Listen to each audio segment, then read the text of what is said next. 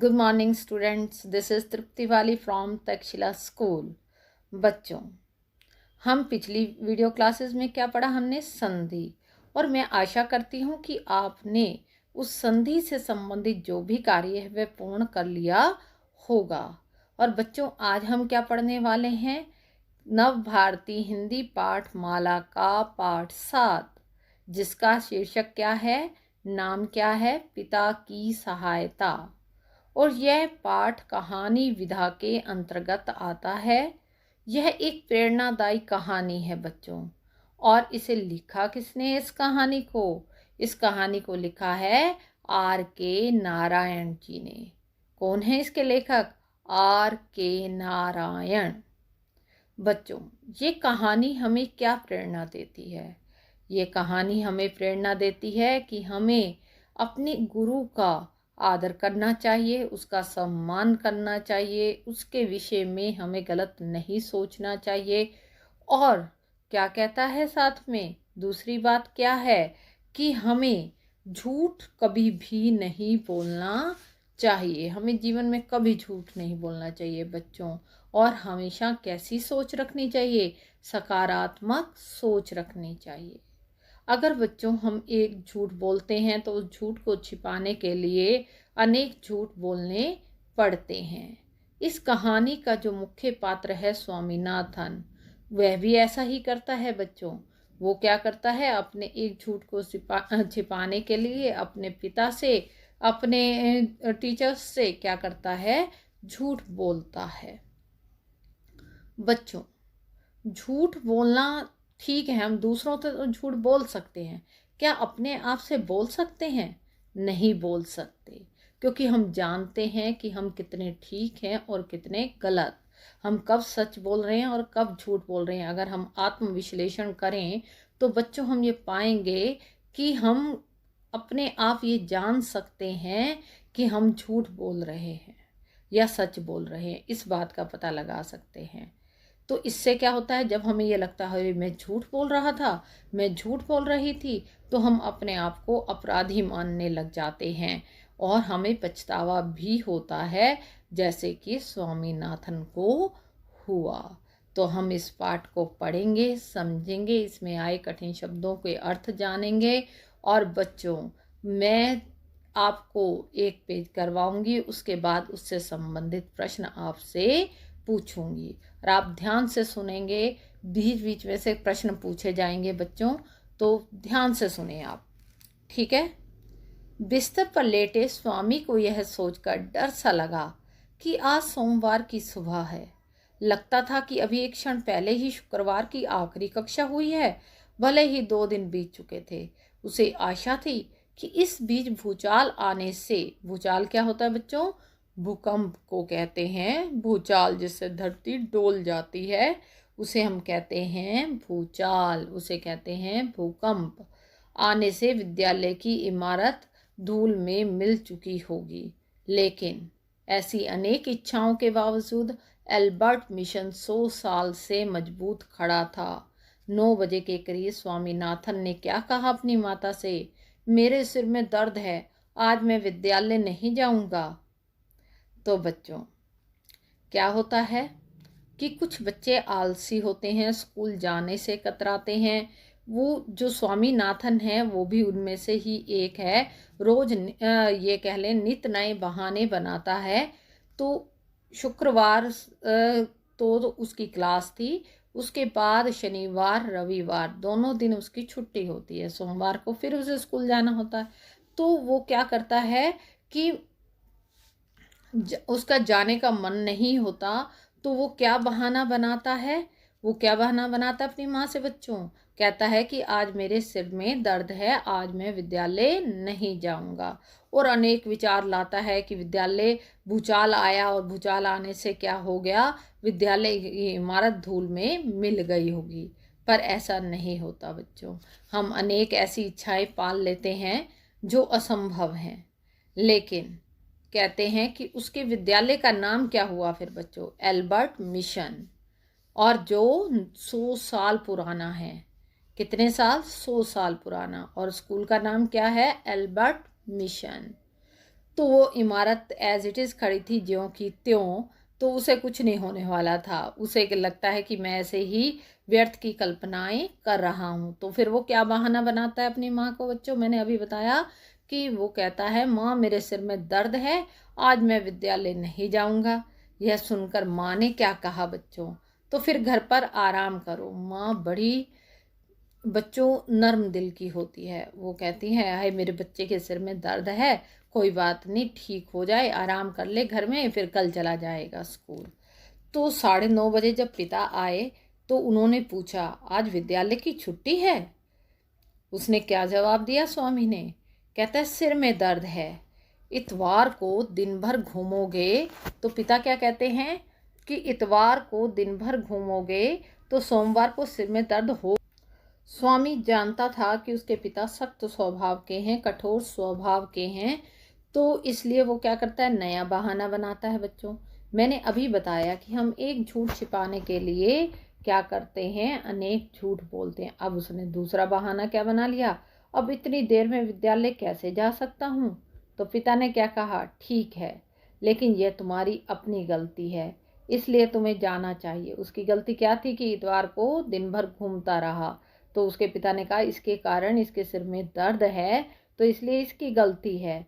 तो उन्होंने क्या कहा उसको, स्वामीनाथन को, कि तुम्हें स्कूल जाना चाहिए, छुट्टी करने से पहले तुम्हें मुझसे पूछना चाहिए था। बच्चों जब भी हम छुट्टी करें अपने माता पिता से अवश्य पूछें। मैं इतनी देर से पहुंचा तो मास्टर जी क्या सोचेंगे, कह देना कि सिर में दर्द था इसलिए देर हो गई। अब मैं यह कहूँगा तो वे मारेंगे। अच्छा क्या नाम है तुम्हारे मास्टर जी का, पिता क्या पूछते हैं कि तुम्हारे मास्टर जी का क्या नाम है जो इतना मारते हैं। Mister Samuel. मिस्टर सैमुअल, वे लड़कों को मारते हैं। हाँ, बहुत खास तौर से देर से आने वाले लड़कों को। कुछ दिन पहले एक लड़का देर से आया तो उसे पूरे पीरियड कोने में मुर्गा बना के रखा और इससे पहले 6 बेंत मारे और कान भी खींचे। अगर वे ऐसा करते हैं, पिता ने कहा, तो हेडमास्टर जी से शिकायत क्यों नहीं करते। लोग कहते हैं कि हेडमास्टर साहब भी उनसे डरते हैं, ऐसे खतरनाक मास्टर हैं वे। अब बच्चों वो क्या कर रहा है, फिर बहाने। देखो कितने झूठ बोले उसने। सबसे पहले कि सिर में दर्द है, दूसरा झूठ क्या बोला कि अब जाएगा तो मास्टर जी मदद नहीं आने देंगे, डांटेंगे, तो अब वो कैसे जा सकता है। तो उन्होंने अपने जो गुरु थे मिस्टर सैमुअल, उनको क्या किया, उनके विषय में गलत पिता को बताया कि वे मारते हैं, पीटते हैं। तो इस और हेडमास्टर साहब के विषय में भी क्या बता दिया कि वे अपने किससे डरते हैं, मास्टर सैमुअल से, मिस्टर सैमुअल से डरते हैं। तो बच्चों अब इससे संबंधित, इस पेज से संबंधित मैं आपसे प्रश्न पूछूंगी। प्रश्न 1, पिता की सहायता कहानी का मुख्य पात्र कौन है। प्रश्न नंबर 2 बच्चों, स्वामीनाथन के विद्यालय का क्या नाम था। प्रश्न नंबर 3, स्वामीनाथन के पिता का स्वभाव कैसा था। और प्रश्न नंबर 4 है मिस्टर सैमुअल कौन थे। आगे पढ़ें बच्चों। फिर स्वामी ने सैमुअल मास्टर जी की शक्ति का बड़ा चटपटा विवरण पिताजी को सुनाया।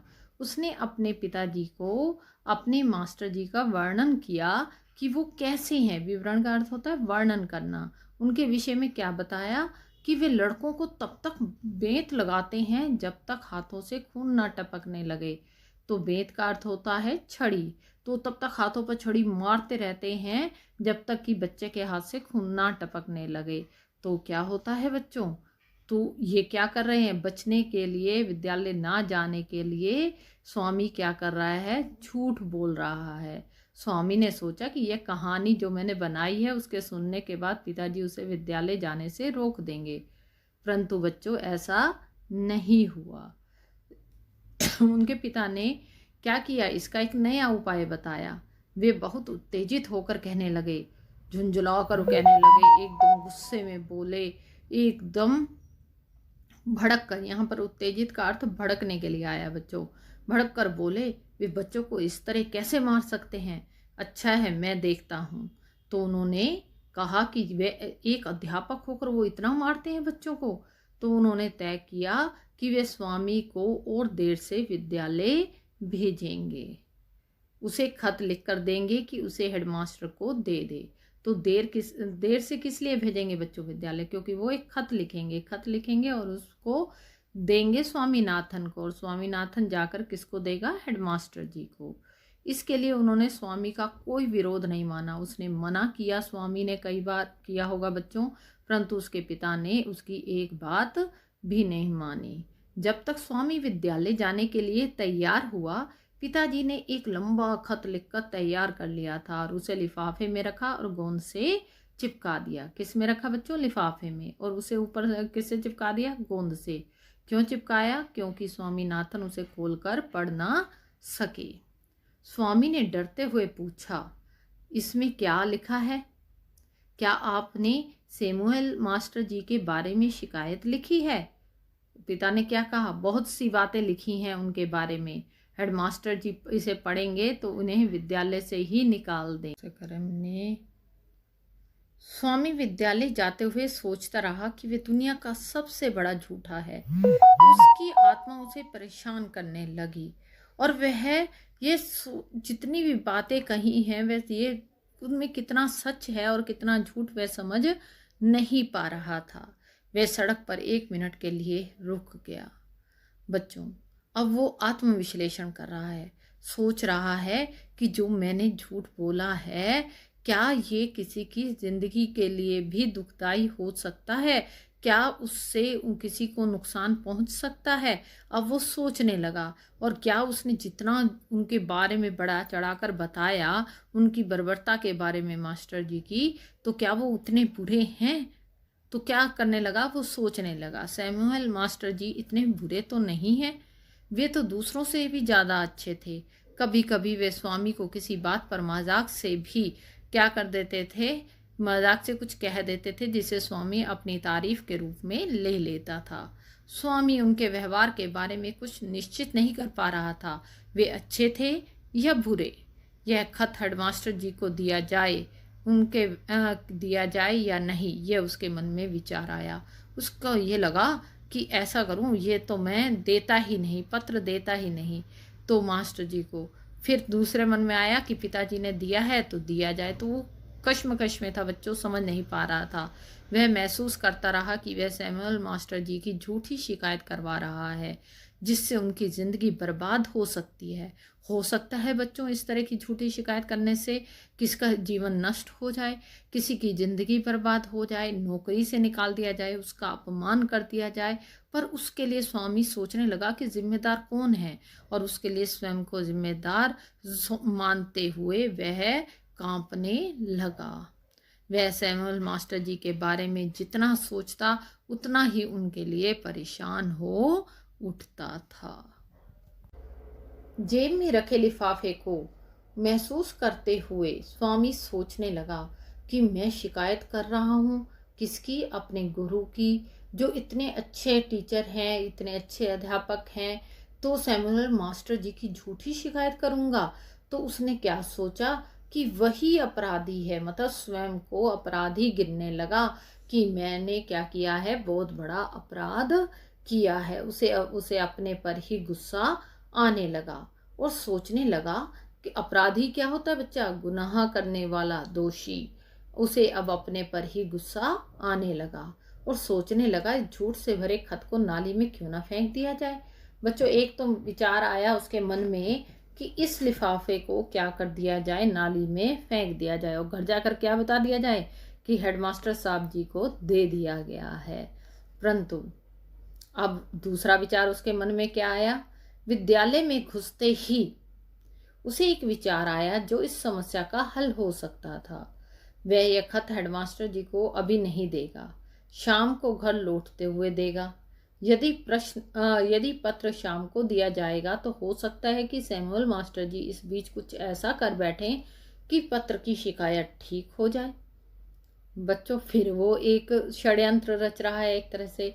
वो क्या चाह रहा है कि अभी नहीं देता, अभी फेंकने की बात तो उसने छोड़ दी, तो हेडमास्टर साहब जी को अभी नहीं देता, शाम को जाते हुए दूंगा पत्र। तब तक सैमुअल मास्टर जी क्या पता कुछ ऐसा कर दें कि जो पत्र में लिखा है वो सही साबित हो जाए। स्वामी कक्षा के द्वार पर खड़ा था। सैमुअल मास्टर जी गणित पढ़ा रहे थे। उन्होंने स्वामी पर नजर डाली। स्वामी सोच रहा था कि उसे देखते ही सैमुअल मास्टर जी कुछ ऐसा कर सकते हैं जिसकी शिकायत की जा सकती है। लेकिन उनको इतना ही पूछा, अब विद्यालय आ रहे हो? तुम आधा घंटा देरी से आए हो। स्वामी ने कहा, सर सिर में दर्द था। तो फिर क्यों आए? उनसे इस सवाल की उसे उम्मीद नहीं थी। सर, पिताजी ने कहा कक्षा छोड़ना ठीक नहीं है। अब इस जवाब में क्या हुआ बच्चों? इस जवाब में इन सैमुअल मास्टर जी प्रभावित लगे। और तुम्हारे पिताजी सही कहते हैं, वे बहुत समझदार लगते हैं। ठीक है, अपनी सीट पर बैठ जाओ। स्वामी दुखी मन से सीट पर जा बैठा और मास्टर जी लड़कों के गृह कार्य का मुआयना कर रहे थे। मुआयना होता है बच्चों जांचना, निरीक्षण करना, चेक करना, जिसमें स्वामी का विचार था कि शक्ति के सबसे ज्यादा मौके इसी वक्त आते हैं। वो ये सभी जानते हैं बच्चों कि टीचर जब कुछ समझाता है या कहता है या डांट लगाता है तो वो इसलिए लगाता है कि आप अपना काम समय पर नहीं करते, उसे ये मौका ज़्यादा अच्छा लगा। लेकिन सैमुअल मास्टर जी आज ज़्यादा नरमी और सहिष्णुता दिखा रहे थे। क्या होता है सहिष्णुता? सहनशीलता। मतलब बच्चे काम करके नहीं आए थे तो उनको डांट ही लगा रहे थे या थोड़ी देर के लिए खड़ा कर रहे थे बेंच पर। मतलब किसी को पीट नहीं रहे थे, या पीट भी रहे थे तो बस बेंत जो थी, छड़ी जो थी, वो सिर्फ बस हाथ पर छू रही थी, इतना था। जिनका काम पूरा नहीं था उन लड़कों को बेंच से जरा सा छुआ, किसी को एक आध मिनट से ज्यादा बेंच पर खड़ा नहीं किया। अब स्वामी की बारी थी और स्वामी खुश था। क्या अभिप्राय हुआ बच्चों? कि स्वामी सोच रहा था कि अब कोई ऐसा मौका मिल जाएगा कि जो शिकायत पत्र में लिखी हुई है वो सही साबित हो जाए। तो बच्चों अब इससे संबंधित प्रश्न करें हम। तैयार हैं आप? प्रश्न नंबर 5, स्वामी ने अपने पिताजी को सैमुअल मास्टर जी के विषय में क्या बताया? प्रश्न नंबर 6 बच्चों, स्वामीनाथन स्वयं को अपराधी क्यों मान रहा था? प्रश्न नंबर 7, पिताजी ने स्वामी को लिफाफे में क्या डाल कर दिया? प्रश्न नंबर 8, सहिष्णुता का अर्थ लिखिए। तो बच्चों आज के लिए इतना ही। शेष भाग हम अगली वीडियो क्लास में पढ़ेंगे। धन्यवाद।